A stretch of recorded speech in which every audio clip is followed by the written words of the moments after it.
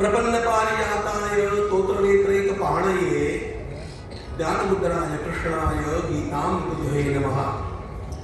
माधुर्यरसकल्लोलां शिवशक्त्यैकरूपिणीं अमृतानुभवार्थाय वन्दे ज्ञानेशनन्दिनीं।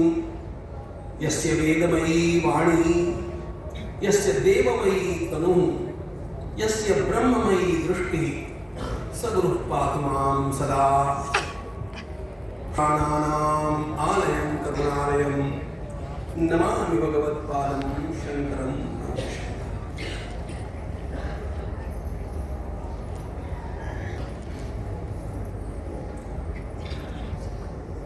आज मैं अपना परम सौभाग्य मानता हूं कि महाराज श्री के सानिध्य में एक और ब्राह्मण तेज और दूसरी ओर क्षात्र तेज दोनों के मध्य में बैठे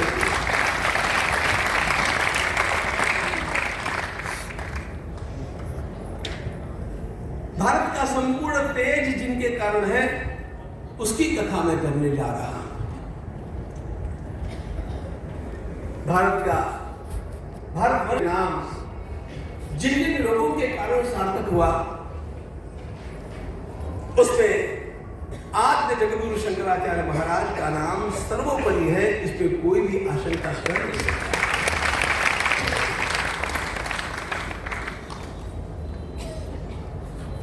बाल्यकाल से मुझे दो व्यक्तित्वों के लिए अत्यंत आकर्षण रहा है।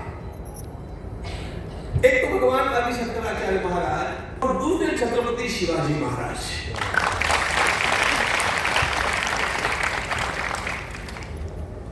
फिर एक बात आई ब्राह्मणतेज और क्षात्रतेज। यह वैदिक परंपरा है, यह हिंदी का सिद्धांत है। यत्र ब्रह्म च क्षत्र च उभयत्वत बोधना। ब्राह्मणतेज और क्षात्रतेज जब मिलकर के चलता है तो राष्ट्र कितना समर्थ बन जाता है, इसके परंपरा में अनेक उदाहरण हैं। मैं उस सारे इतिहास को आज दोहराना नहीं चाहूंगा। आज हमारे सम्माननीय मुख्यमंत्री महोदय यहाँ पर उपस्थित है। उपस्थिति में कुछ विशेष बात मैं कहना चाहूंगा, फिर उन्हें अपने अगले कार्यक्रमों के लिए जाना चाहिए ऐसा मैंने पहले कह दिया है, क्योंकि सुनते बैठना उनका काम नहीं है, काम करना ये उनका कार्य है। थोड़ा थोड़ा श्रवण तो करना ही चाहिए, लेकिन यह समय कार्य करने का समय है। और अभी भी आपने जिस प्रकार का उल्लेख किया, हमारा देश निश्चित रूप से बदल रहा है और बदलते परिवेश में जो अनेक नए प्रयोग हम देख रहे हैं, मैं प्रामाणिकता से बोल रहा हूं।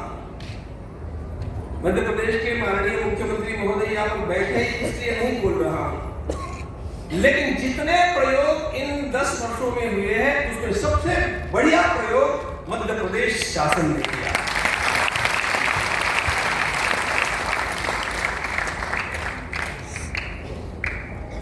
ये बात मैं आज ही बोल रहा हूं। जब उस समय के मुख्यमंत्री माननीय शिवराज सिंह चौहान जी थे और हमारे पूज्य गुरुदेव कांची महाराज के उपस्थिति में उसका शुभारंभ हुआ था, तब भी मैंने ये कहा था इससे बढ़िया काम कुछ हो नहीं सकता।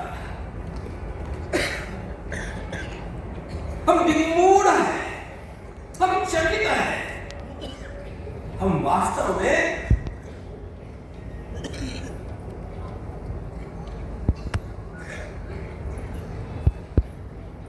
इस कार्य को देख करके गदगद है, क्योंकि इस प्रकार की परिस्थिति में आज हमारा देश चल रहा है सामने आती है, ऐसी परिस्थिति में भी हिम्मत के साथ आदि शंकराचार्य महाराज के लिए एक नया पीठ निर्माण करना, यह चमत्कार तो केवल ओंकारेश्वर की धरती ही कर सकती थी। और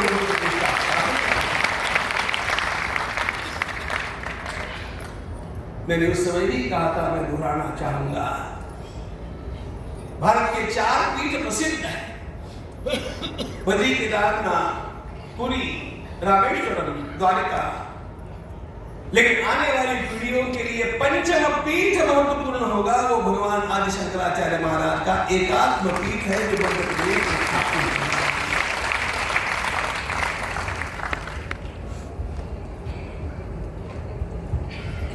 हर राष्ट्र की एक चिन्ही होती है, चैतन्य होता है, उस चैतन्य को जागरूक करना पड़ता है। और उस चैतन्य को जागरूक करने के लिए आज सर्वाधिक उपयोगी साहित्य यदि किसी का है तो वो आदि शंकराचार्य महाराज का है। ये बात ध्यान में लेना अत्यंत आवश्यक है। राष्ट्र का बचना केवल सीमाओं का संरक्षण नहीं होता है, राष्ट्र का बचना परंपरा का संरक्षण भी होता है। और इस परंपरा को विशुद्ध बना करके जीवित रखने का कार्य करने वाले समस्त महापुरुषों को मैं प्रणाम करता हूं, लेकिन सबके अग्रगण्य आदि शंकराचार्य महाराज है। यह बात भी मैं दोहराना चाहता हूं। हम उनके कारण छत्रपति शिवाजी महाराज के लिए बोला जाता है, कविराज भूषण ने लिखा, काशी होते कला जाती, मथुरा मस्जिद होती, शिवाजी ना हो तो सुनत हो तो सबकी। अरे शिवाजी नहीं होते तो आज हमारा यह कुंभ नहीं होता, ध्यान रखना। इसलिए मैं आचार्य जी की कथा भी मैं पहले से करता आया हूं, लेकिन पिछले वर्ष से मैं छत्रपति शिवाजी महाराज की कथा करता हूं। धार्मिक व्यासपीठ से शिवाजी की कथा होनी चाहिए, ये सोच करके मैंने इसका आरंभ किया। और पूज्य स्वामी रामदेव जी महाराज ने पहली कथा पतंजलि में करा करके सारा वातावरण बदल दिया। मूल बात, छत्रपति शिवाजी महाराज नहीं होते तो हमारे तीर्थों का क्या होता, मंदिरों का क्या होता, ग्रंथों का क्या होता, यह जैसा एक प्रश्न है, उसी प्रकार आद्य शंकराचार्य नहीं होते तो हमारा धर्म, हमारी ये परंपरा कितनी वैदिक रह पाती, कितनी सनातन रह पाती, यह भी एक प्रश्न चिन्ह है। और इसलिए यह प्रकाश पुनः एक बार लोगों के सामने स्थापित करने की आवश्यकता थी। ओंकारेश्वर में मध्य प्रदेश शासन के द्वारा निर्माण किया गया एकात्म पीठ, पर एकात्म पीठ केवल नहीं है, वह हमारी संस्कृति का दीप स्तंभ है। सभी को वहां से प्रकाश मिलेगा, क्योंकि वहां पर केवल मूर्ति स्थापित करके ये शासन रुका नहीं है।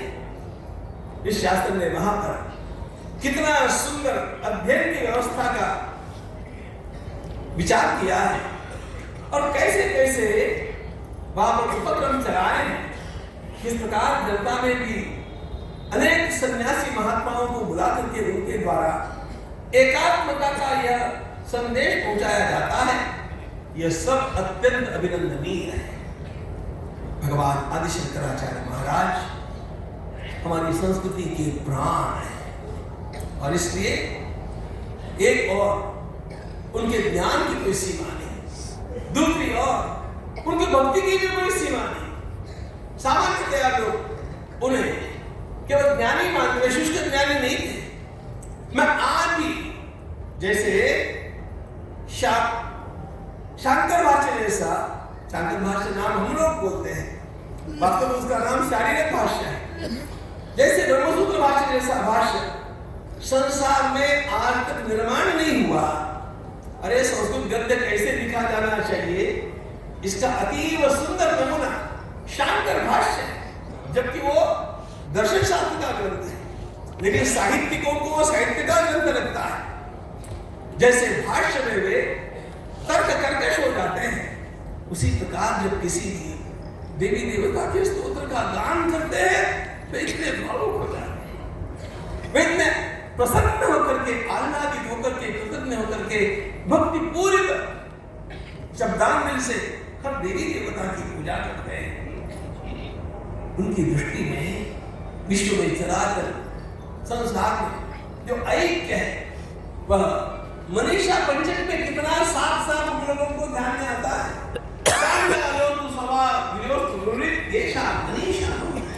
ऐसे कहने वाले आचार्य हम लोगों ने संकीर्ण माना, ये हमारी बुद्धि की संकीर्णता थी। सारे विषय आपके सामने इस कथा के माध्यम से क्रमशः आएंगे, लेकिन मैं अभिनंदन करता हूं पुनः पुनः शिवराज सिंह चौहान जी का मैं अभिनंदन करता हूं। उनकी उस धरोहर को न केवल संभालने वाले बल्कि उसको अधिक परिपुष्ट करने वाले हमारे विद्यमान मुख्यमंत्री महोदय का ये शासन इसी प्रकार आगे बढ़ता रहेगा तो हम आपको विश्वास दिलाते हैं। जिस प्रकार का चमत्कार आप सब जगह आजकल देख रहे हैं, ऐसा ही चमत्कार घटित होगा। ये सारी धर्म शक्ति इस छात्र शक्ति के साथ मिलेगी और हमारा भारत क्या बोलते हैं, अयोध्या तो केवल झांकी है। अयोध्या केवल झांकी है। ना, काशी मथुरा तो हमारे ये पियो के अभी बाकी है।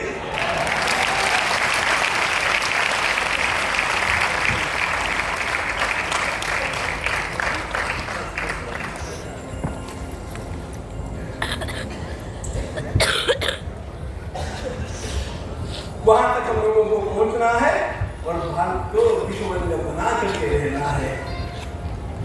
हम चले कथा की ओर। श्री कृष्ण गोविंद हरे मुरारे नाथ नारायण वासुदेव। कृष्ण गोविंद हरे मुरारे नाथ नारायण वासुदेव।